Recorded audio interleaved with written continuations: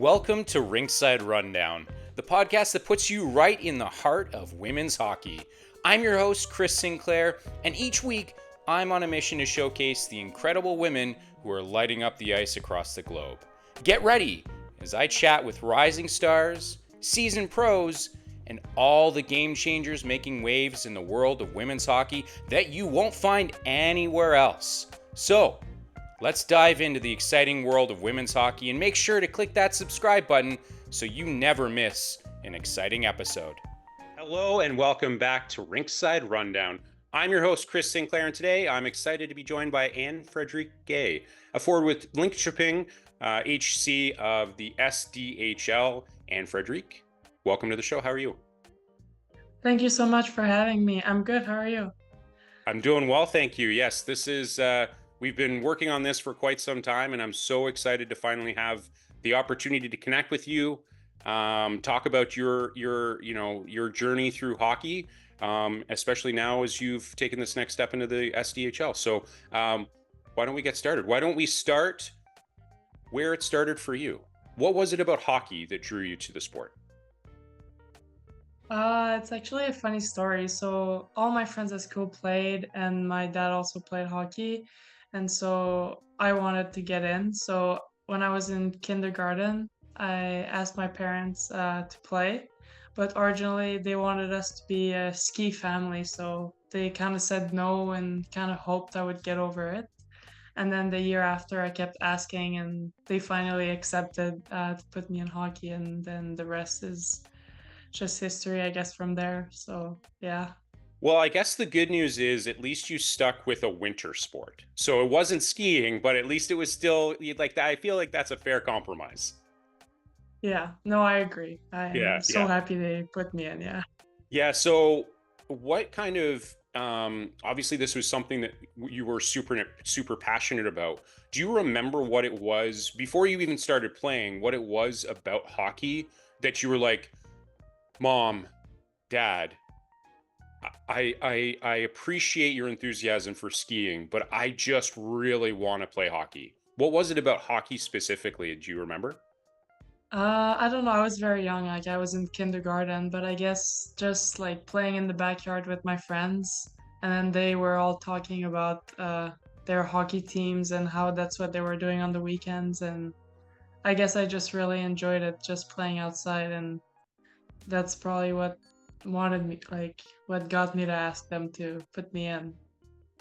Yeah, so I think that, this is let's talk a little bit more about something that fans don't necessarily always have the opportunity to see, which is, the cliche is that it takes a village.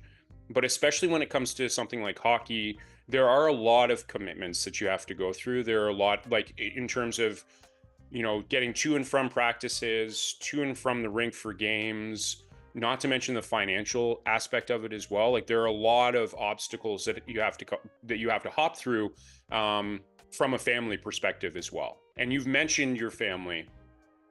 What has what has it meant to you to have that support from your family, throughout your hockey career, especially early on when you were, just still trying to figure it out, and maybe it wasn't, you were, what is this what I want to do? Is this not what I want to do? What has family meant for you throughout your career?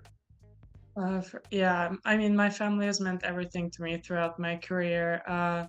They were always the one that were driving me to games, to practices. There was like a rule at home: we couldn't miss a single practice if we wanted to play. So they kind of committed to drive us everywhere. And so I have two siblings that also played high level. So like every weekend they were just like in the arenas all the time, and so I'm really grateful for that. And also early on in my career, my dad coached me some of my teams and coached as well my brother and sister, and so they've always been really involved, and that means everything to me, and I'm so grateful for that. Which allowed me to pursue my goals of playing hockey professionally now. So yeah. What was it like having your father coaching you? I really enjoyed it. Obviously, there's always sometimes get more frustrated because it's my father, but I'm really grateful for uh, the memories I have with him as a coach and winning some tournaments with him on the bench. And I think it's meant a lot to me, for sure. So, when you think back to those moments with your father, and especially let's like broaden it obviously to the rest of your family as well, but um, what were some of the biggest lessons that you feel like you learned from your father early on in your hockey career and, throughout your career as well? What are some of the things that you're learning about, that relationship that you have with your family, having other siblings in the sport as well? What are some of the things that you've been able to learn from just having them around you and supporting you in the way that they are? I think the biggest thing was work ethic. I think he was always a really hardworking player when he played back in the day. And so I think like he would always tell us like, oh, if you want to get better, like you should shoot some pucks. And they always also like allowed us to have room in the basement to shoot and all of that. So I think just the biggest thing I think is like work ethic that they've taught me. Yeah. Yeah, that's fair. Um, as you reflect on your career and this next step for you in the SDHL and all these different experiences that you've had along the way, what would you say are some of the challenges that you've had to face, both either, and you can do either personally and or on the ice as well?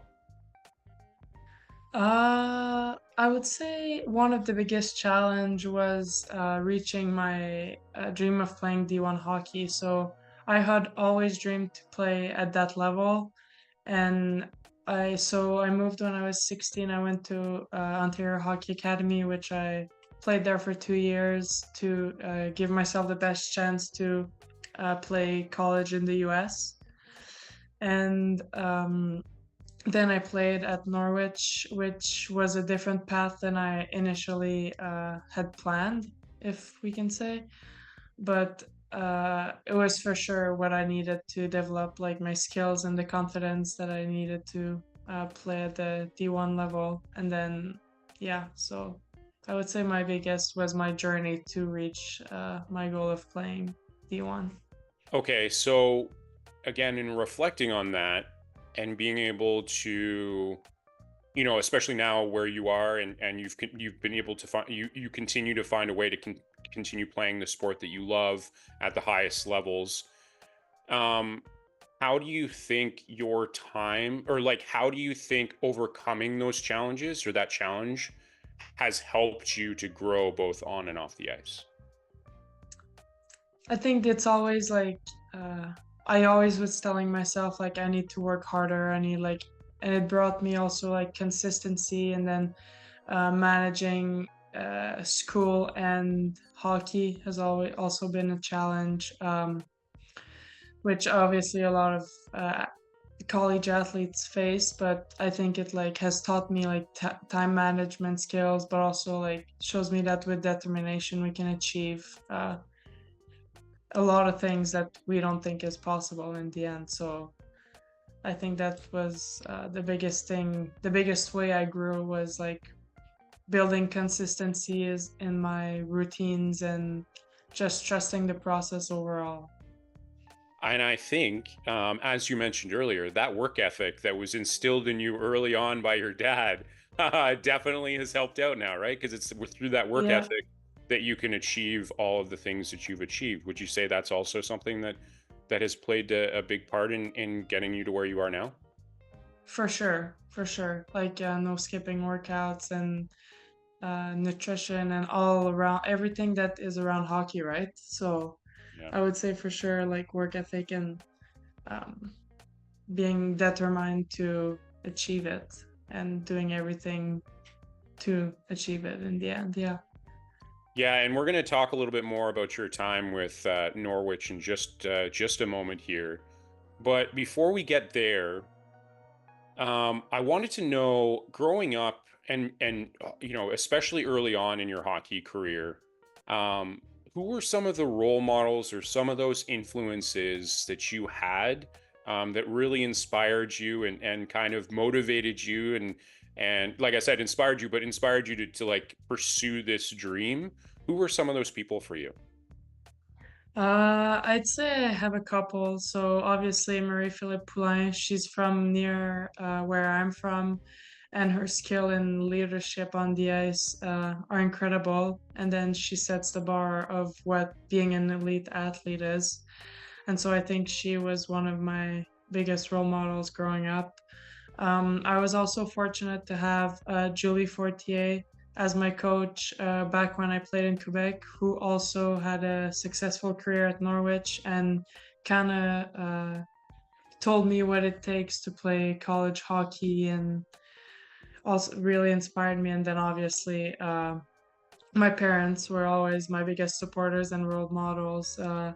Their support and values and work ethic have guided me like on and off the ice, and I for sure wouldn't be here without them. So And I'm now going to throw kind of like conversely on this question. Whereas now, especially with women's hockey being able to have the visibility and the accessibility in a way it's never had before, outside of, every 4 years you could watch the Olympics. That's the only way that I was able for the longest time to be able to consume women's hockey. And I hated having to wait 4 years to do so. Now, the PWHL, it's available on YouTube. You don't even have to pay for YouTube to be able to watch it, so it's accessible to so many people. So women's hockey now, the stars in women's hockey, the players around the world, there's more interest now than ever before, and it's long overdue. Knowing that and knowing the popularity of women's hockey, there are tons of fans out there who look to you as that same role model, that same influence. What does that mean to you?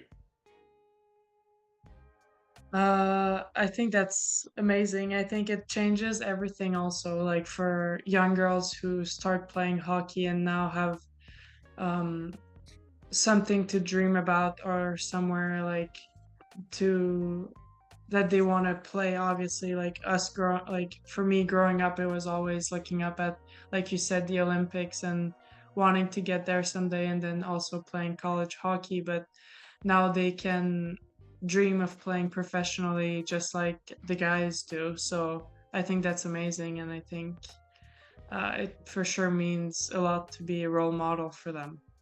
Is there ever a moment when you sit back and you're like, is this real life? Like, and like signing autographs and connecting with the fans and like just the enthusiasm. Is there like, I feel like if I were, and maybe this is me just projecting because I'm not an athlete, but I just feel like it would be such a pinch me moment, right? Like it's just like, is this real life? Is that kind of maybe how you describe some of the experiences that you've had? For sure, like sometimes I it doesn't really feel real. Like the other day we had an autograph session here, and for at least 45 minutes there were just kids in a line, and we were just signing, and I was looking at my teammates and I was like, that's so cool. Like I've never really uh thought I would be in that position, if that makes sense. So for sure sometimes it's pretty crazy. Yeah, especially when, you're just doing something that you love and people um just have organically through seeing you play just fallen like it just cannot support you more. And I think, you set me up with a perfect assist on this one, because I want to talk about the community and connecting with the community and giving back to the community. Because I think, as an athlete, sure, yes, it's definitely about the product on the ice. It's about wins, losses, all those sorts of things. But another really important aspect of being an athlete is also to give back to the community and to connect with that community. Throughout your career, what has it meant to you to be able to connect with the community, to be able to speak with fans, to take those photos, to sign those jerseys? What does that mean to you? I think it's one of the most fun parts. even at Norwich, we had a big community, and then I went to Maine, and we also had a big community. And just seeing the little kids' face be so happy when they see us after a game or an event where they can come see us, and then we had camps and where we would coach, and then they would just get so happy to that we were on the ice uh, with them, and then they'd score a goal, and then I just remember of when I was younger and there was those pros on the ice and I would just look up to them. So it's for sure something I value a lot and I'm grateful to be a part of always. Okay, I need to know. I need to know. What have been some of your favorite experiences in being involved in the community? And it can be something as simple for you as signing a stick or signing a jersey, but that knowing that moment meant so much to that fan. Do you have any moments that stick out to you? Um, I would say it was last year at Maine. One of the fans had printed a super big picture of me and then asked me to sign it. That was pretty cool. I was like, wow, that this is cool. Yeah, that was probably not something you had on your bingo card at that point, eh? Not No, for see sure. giant, No. yeah, yeah, yeah. That must talk about pinch me moments though. That must have been one of the where it's like you took the time to print a giant photo of my head. Like it just must be, again, looking back at your career, you're just doing this because you love it. And to see that response from fans where it's like they just love you and they're making these signs and they're making all these posters and stuff like that. And again, like I said, it takes nothing for you to sign it, maybe take a photo, but that moment is going to be a memory that they will never forget. And that's why I love asking this question is that it's the the connection with the community is so important to, you as a player, the organization, but also the growth of women's hockey. Yeah, exactly. And it was like I was like, wow, this is real and I never thought that they like that would happen really, like I wasn't expecting them to get this big picture out. So no, that's it's for sure it's always nice and they're as happy as we are of seeing us. So it's always fun. Yeah, yeah, and I love that. And we've spoken a little bit about Norwich. You went through 5 years in college. You did 4 years with Norwich, including your final year there. You were captain, and then you went off to Maine. Um, I want to know before we get into some of the more specifics about those different experiences, because you were a captain. I wanted to know, what does leadership mean to you? I think throughout my career at Norwich, we had some ups and downs as a team, and I think I really realized how important leadership is and how important it is for everyone in the team to lead and hold everyone accountable. And I'm never the loudest person in the locker room, but uh, I am someone who leads by example. So, like my work ethic, I think, uh, is the way I lead the most. And I think, yeah, I think it's really important in the team. Yeah, Yeah. absolutely. And when you look back at your time with, we'll start with Norwich. But I mean, we could even make it kind of join all these, Norwich and Maine together here. But when you look back at your collegiate career, um, first of all, like what went into your decision? I know that you've mentioned that from the start you wanted D1. You've obviously you have some connections in your past with Norwich specifically. But what went into your decision to choose Norwich and then to move on to Maine? Yeah, so I was drawn to Norwich because of his reputation of being a top 10 program, Division 3. The chance of competing for a national championship for me was so exciting. And it obviously promised like a competitive environment where I knew I would be able to improve and grow as a player. When visiting, I knew. the coaching staff was high level there, which was obviously also something that helped me make the decision to go to Norwich. And also, when I visited Norwich, just stepping on campus, I just knew it would be a good place for me. They also had a really good mechanical engineering program, which is what I did. That also kind of went in my decision. And no, I'm very grateful for my experience at Norwich, and I wouldn't change anything for it, really. Like, I'm really grateful I went there. Yeah, Yeah. and then and so when you made the move then to Maine, first of all, like what went into that decision, but also I think what was that experience like going from Norwich then to Maine? Yeah, so first of all, so I had the fifth year because of COVID, right? And I had played 4 years at Norwich and I loved it. I wouldn't change anything for it.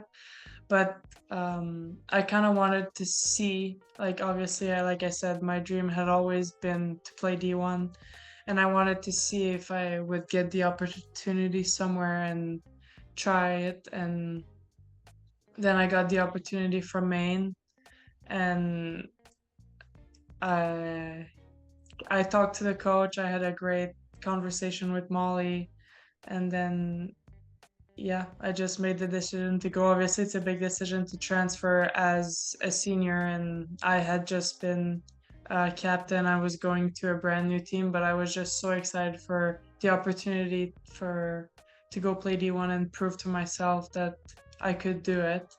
That I never looked back really, and I'm really happy I made the jump. Okay, I another question I need to know the answer for here.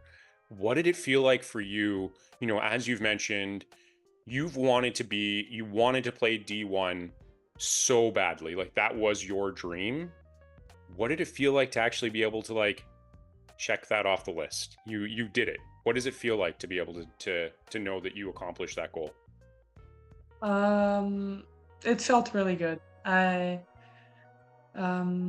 the season, I guess I was just like going through the season and I was just so focused on doing the best I could.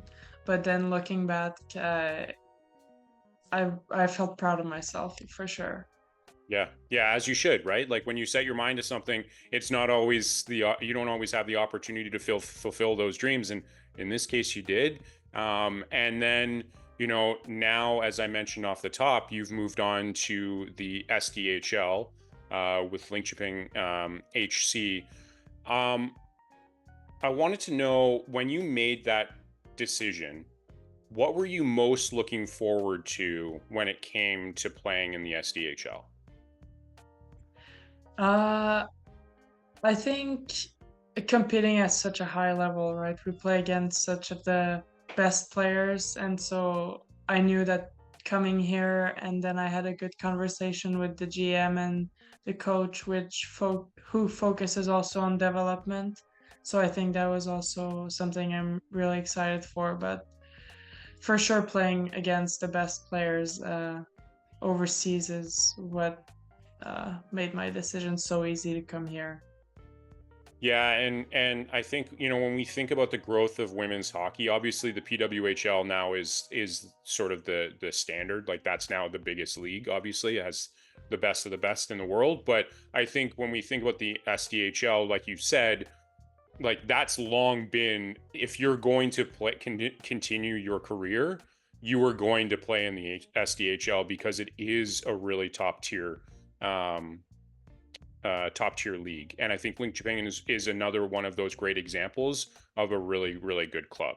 But unfortunately, you did have to start the season this season injured, and recently you're back. So that's great, amazing to hear. That you're back on the ice, you're playing in games. It must feel really good to be back out there with everyone.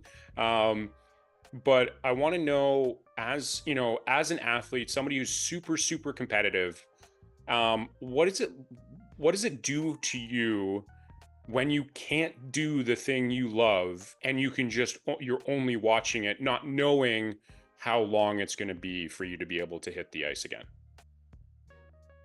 Yeah, it's definitely tough. Especially, I was so excited to come here, and I had worked all summer, obviously, so I was so excited to come here and play.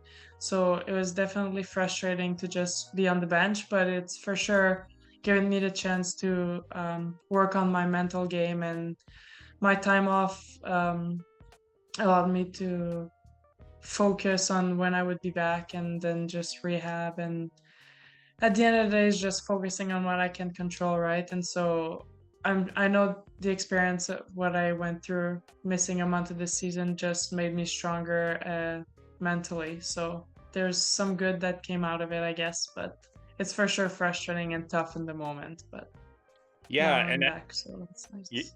exact. And let's talk about that. What's it like now being back on the ice, playing in games? Like this is obviously your first season in the SDHL. What's the experience been like so far? It's been good. It's obviously different. I never played contact before full contact, so there's an adjustment, and then the ice over here is much larger, which is also a big adjustment, like bigger than I thought, I guess. But no, it's been going good, and I'm excited to be back Yeah, yeah. That's I feel like that must have felt like the longest month of your life. for sure, Yeah, yeah, for sure. yeah. And the reason that I asked that question, I think it's really we're just so used to seeing a player play the game and not really necessarily thinking about, even when you're perfectly healthy, the grind of a season, that's legit, that's real, right? And especially now, I can't wait to hear at the end of the season what it's been like for you to go through the grind of a season now that's also adding in the physical aspect of the game, which is again, like you said, not something that you had experience with. But I like asking that question because we don't see, we just hear, like, we just read, like, okay, so and so is injured. Okay, who are they calling up, or whatever the case may be, kind of what we're used to. Um, so the mental side of the game as an athlete, just going back to that just for a moment, thinking about how you've grown mentally from not being able to be on the ice. How do you think that time away from the ice helped you as a player on the ice, and even, in the locker room, even, with your teammates? How has that changed that sort of dynamic? Um, so I think coming in was a bit hard because obviously there's the different culture. Everyone speaks Swedish in the locker room, and so I think being away and like away from the team a bit, away from the ice, allowed me to get closer to some teammates because I didn't really have the time to connect with them on the ice. I wasn't really on the ice to connect with them, so it kind of forced me to connect with them off the ice more and be more part of the culture here. So I think that's one thing also that helped me grow. Uh, yeah. Yeah, and I think especially when you're going to a new country, a new league, like it's actually maybe when we talk about silver linings, maybe it's a little bit of a silver lining that you were injured so that you could, like, because that's a lot of pressure. That's a huge change, right? It's one thing to go, stay in the collegiate ranks but move up from D3 to D1. Not to say that's not a big move. I'm not saying that, but what I'm saying is going overseas, because this is the first time you've gone overseas and you've played, right? Yeah. So that's a huge change when you're adding in the pressure of, okay, it's a new language. It's, I don't know any of these teammates. Again, a silver lining is you didn't have to play the game. So you didn't have to focus on, I have to perform at my best on the ice. It's like I can just take time off the ice to connect with my new teammates, uh, evidently maybe learn some Swedish. Um, is that kind of fair to say? And also, how is your Swedish now? No, that's so accurate and not the best. I know a couple words, but the grammar is just so different that like making sentences is very, very hard. But I'm trying to learn a couple words every week, so it's getting okay. But I wouldn't say like I can have a conversation or listen to a conversation. Very far from that. No, but you're trying, and that's what matters. So Yeah. that's great. Um, what would you say would be some advice you'd share with a young, passionate hockey player who's looking to make it, especially now with the PWHL and having that pro league in North America, best of the best there. What advice might you share with someone, with a young girl who's looking and is aspiring to reach those goals? Yeah, I think the biggest advice to young girls who want to play at high level is stay focused on your own journey. I would say it's really easy to compare yourself to others, but one thing I've learned is that like everyone develops at their own pace, and so like comparing yourself isn't always the best thing. And so I guess just working hard and trusting the process and dreaming big all the time. I That's love it. that. That's my biggest. I think that's advice that like you can just use. That's life. That's great life advice. So I think that's such a universal perspective, and I love that. I think it's really important. Don't compare yourself to others, but work your butt off for the things that you really want. Exactly. Yeah, for Yeah. sure. Um, we've mentioned it a couple of times now, but the PWHL, we have to talk about it, right? Yeah. Um, First season, you cannot tell me it wasn't a success. It was an incredible experience as someone who saw it firsthand, covering one of the teams in the league. And I say this every time I get a chance to, and I'll say it until I'm blue in the face. PWHL games, they are the best sporting event that I've ever seen in my life, and that goes for baseball, soccer, basketball, NHL. It doesn't even come close. This past season was incredible. There's such anticipation for this next season to start. Everyone's saying, "Oh, I just want it to start. When does it start?" Um, what are your thoughts about the league and how you think this league will help grow women's hockey at what needs to be a grassroots level as well? Yeah, I'm really excited to see the second season for sure. It's really a big step for women's hockey, and it's really like inspiring to see the possibilities of playing in that league, and obviously new possibilities of continuing your career. That's like the new biggest league, like you said. But I think it'll just help evolve the game even more, and then young girls now have something to aspire to and go play professionally, just like the guys in the NHL. And so, yeah, Yeah, and it must be really nice to be able because up until this point, really, it was you'd go through college, you graduate, you would then likely have to rely on whatever it was that you studied in university, and then you would play either overseas in a league just like the SDHL, or you would be then working your way towards playing for the national team every however often, every 4 years, every 2 years, whatever it ends up being. So knowing that there is a league that you can like you said, like the NHL, that you can do this professionally, you can do it at the highest level, and get paid for it, which is great. Still a lot of work to do there, but still you get paid. I want to know, maybe we'll have some breaking news here, but is the PWHL a direction that you see yourself going in, or are you or is that maybe too far, not even something you're thinking about right now? right now I'm more focused on my experience here, obviously, and just my season. But it's for sure it would be a dream. But obviously, like we don't know what the future holds. But I'm not saying no to it. But I love my experience here right now. So yeah. Let's focus on the here and now, Chris. Don't get too far ahead of. Yeah. I get that. That's totally fair. That's totally fair. I'm just excited. That's all. No, for sure. But it's for sure. It would be a dream. Yeah, for sure. but Yeah. there's right now there's 16, and realistically, it's you'd have to like kind of every year people get invitation to camps, but like the main part of the teams remain, which like there's not many spots for the amount of players there are. So yeah. Yeah, and I would say that's, I mean, I could see both sides of it, but on one side, that's a great thing for women's hockey when we have such top tier talent that it is difficult to crack these line or these clubs. But yes, I think obviously it's definitely going to help once we have some expansion.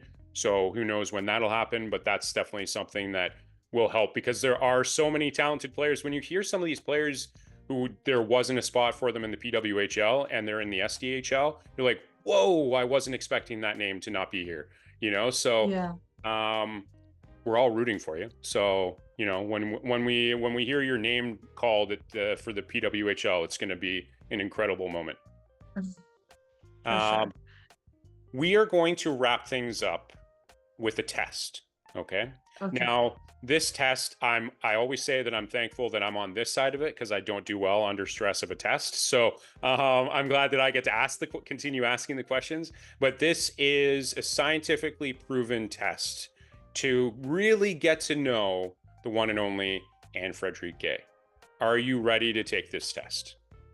Yes. Okay, perfect. We're going to start off with maybe a bit more of a profound question, not to toot my own horn on this one, but what are you most proud of from this past season? So we'll say with Maine. I would say the progress I made in my consistency every game and also my leadership. I really focused on growing my game, and just seeing the results felt really rewarding. And also coming in as a fifth year at Maine from Norwich and being able to be a leader for the younger players by just being who I am, I think is also something I'm really proud of. What I'm hearing is a through line here, which is work ethic. That's one of the things, like, I feel like that's like, it's obviously so ingrained in you that that's just how you approach every next step is like, Yeah. how hard can you push yourself? You know, how much can you challenge yourself? And it really has defined you as a person. And I love that. A person and obviously a hockey player, of course. Um, for anyone who hasn't had the opportunity to see you play, how would you describe your style of play? I'd say I'm definitely a playmaker. Okay. Okay. Yeah. Well, I could attest to that because you've provided me with a couple of great assists in this conversation. So, okay, great. So a playmaker she is. Um, when it comes to the off season, and I think we can talk about this off season if you want to. Obviously, it was a little bit of a unique off season for you, making the change, the injury, all those sorts of things. Or we can also just make it more broad to say, what does a typical off season look like for you? And how do you think, like, as you've gone through your career, how has that off season, and I say off season, like it's like you're still working out, focused on your nutrition, all those sorts of things. So there isn't really a true off season. But how do you think it's changed over your career? I'd say it's changed quite a bit. Earlier in my career and college and all that, I think I was much more focused on working out off ice and conditioning and obviously skills. But I think as the years went on, I'm becoming more and more focused in certain areas of my game and uh, tweaking some little things, and obviously always working out and conditioning, but more from uh, areas that I need to improve. So Okay, so I take that as your career has progressed, you've kind of been able to better identify the specifics of your game that you want to improve rather than just kind of, oh, I better work out and I better, shoot some pucks or something like that. Like you've been able to tailor it a little bit more. Is that fair? yeah, exactly. Okay, that's fair. I want to know, what's your go-to pregame meal? Uh, Chicken and sweet potato. Oh, that is an answer I have not heard yet. That's fantastic. Anything on the chicken slash sweet potato, or is it just straight up? Straight up. Oh, wow. Well, Okay. like, yeah. Okay. Nice. Um, During the season, so I guess let's do we can do either Maine, Norwich, even now with Linköping. Who owns the dressing room music, and what do you think is played most often? Um, I'm never the one who owns the music, but one of my teammates always is. This year, I would say the one we play the most is Eye of the Tiger. Oh, okay. Okay, great. Good. That's the, Yeah. I mean, I like to like that's a really good like let's get ready, like pump up song. So yeah, that's a good one. Um, so speaking of music then, you may not own the music, and that's fine. I wouldn't want to that's way too much pressure for me. Um, so I understand. But for you personally, if you could listen to only one song for the rest of your life, what would it be? Knowing that you don't have to play it all the time, but if you're looking for a song to play, it has to be this one. Um, it definitely would be Luke Combs. Okay. Uh, Where the Wild Things Are, I think. Luke Okay. Combs, Where the Wild Things Are. Yeah. Okay. That's fair. That's fair. I like that. I like that. What is something that remains on your bucket list? Learning how to surf. I thought you were going to say learn how to speak Swedish, but that's yeah, learning how. Oh, Yeah. No.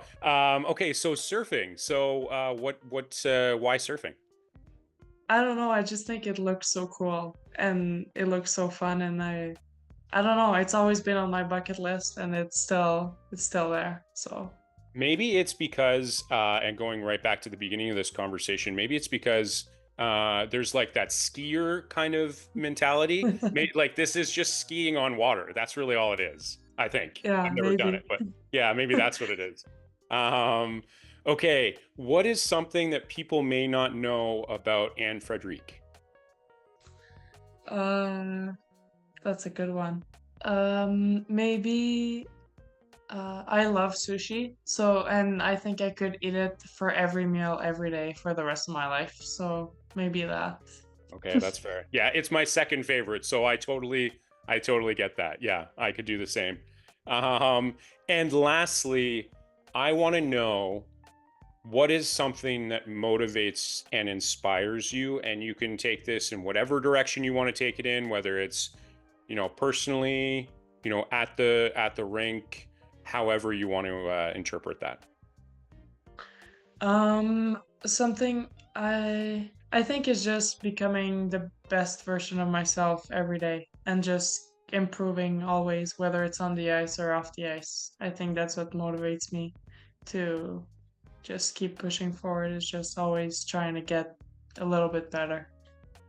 Okay, last one, I promise you. Uh, do you think that has that sort of motivation, do you think that being away from the ice for the month that you were injured, do you think that maybe had shifted what your answer could have been in this kind of situation? Do you think that being away from the ice, you were like, no, I'm going to get back and I'm going to push myself even harder, I'm so motivated now to get to the next level? Do you think that may have changed that for you? Um, Maybe a little bit, yeah, but I think I've been this way for quite a while, so I think just working on everything again. And if I wasn't working on the ice, I was working on my mental game or my rehab. So yeah. Yeah, there's that work ethic. That work ethic. It's like I said, it's the through line for this entire conversation, and there it is again. And I just wanted to say as we wrap up, Ann-Frédérique, I cannot thank you enough for taking the time to hop on the show today. It's been a great time. It's been a blast. I can't believe it's already been an hour. It flew by, or almost an hour. I can't believe that I've had the opportunity to connect with you. I'm going to be rooting for you. I can't wait, like I said earlier, for your name to be called into the PWHL, and be able to get to see you live. That's going to be fantastic. But thank you, thank you, thank you so much for taking the time to join the show today. It's been a blast, like I said. Yeah, thank you so much and for having me. It was really fun. Good. I'm glad. I love to hear that. And for Ann-Frédérique, I'm Chris Sinclair, and this has been Rinkside Rundown. Cheers.